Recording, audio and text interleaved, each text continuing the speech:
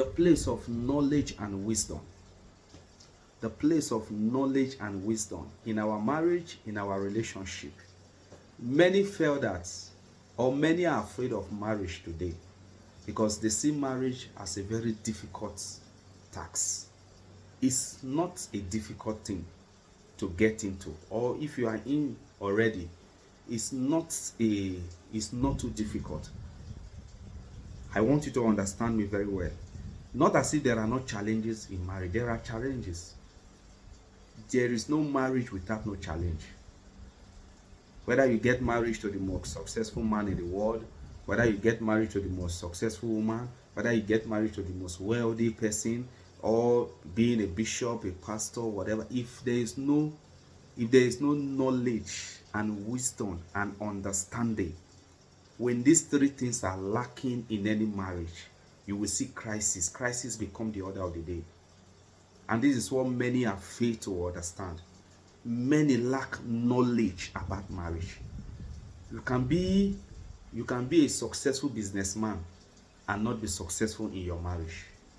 You can be a successful businessman. Why? Because you have full knowledge concerning the business you are doing.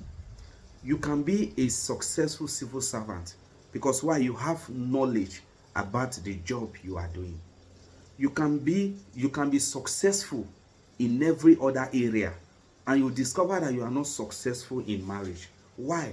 Those areas in which you are successful is because you have full knowledge. You have dedicated your time to those things. You have invested enough in yourself. How many years do people spend in the marriage school before getting married? Now check how many years people spend years in serving their boss before they become their own boss. Now people went to school. There are people who went to school, who schooled for 4 years, 5 years before you start doing the job you are doing. As a matter of fact, you cannot be a civil servant without being a graduate. You must be a graduate. Now, let's come to marriage. How many years do people spend? Did you attend any school before getting into that marriage? What are the information you have concerning marriage before going to it? These are things we need to ask ourselves.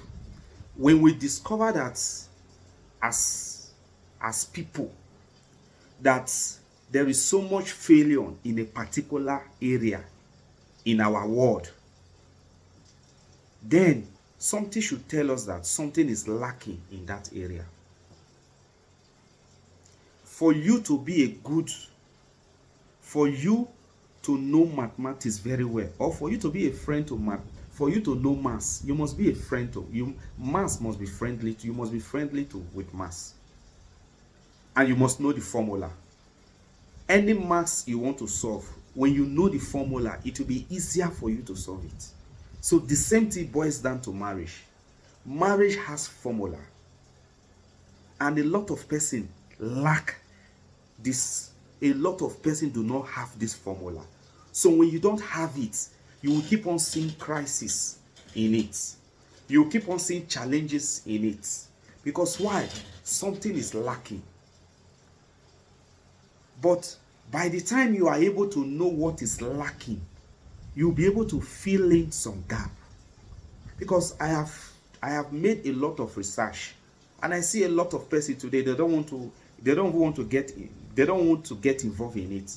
Those who are in, they are discouraging their friend, they are discouraging their sisters, they are discouraging their neighbor, maybe by character, by works, by attitude, but by explanation. By the time you hear somebody say, hey, this thing it's not favorable, or you are seeing some things by character, like some of the things we are seeing on social media today, how some husbands are pouring their wife hot water, some wives are pouring their husband hot water. That was never the plan of God for marriage.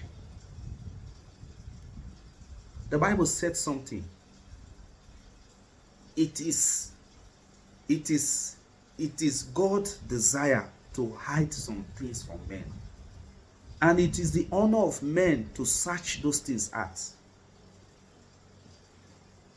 Why do we prefer studying about so many things, but when it comes to the area of marriage, we ignore it?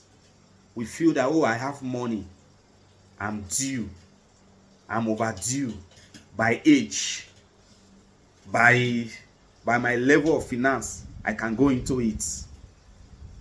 But that is not enough. That is not enough. God will help us.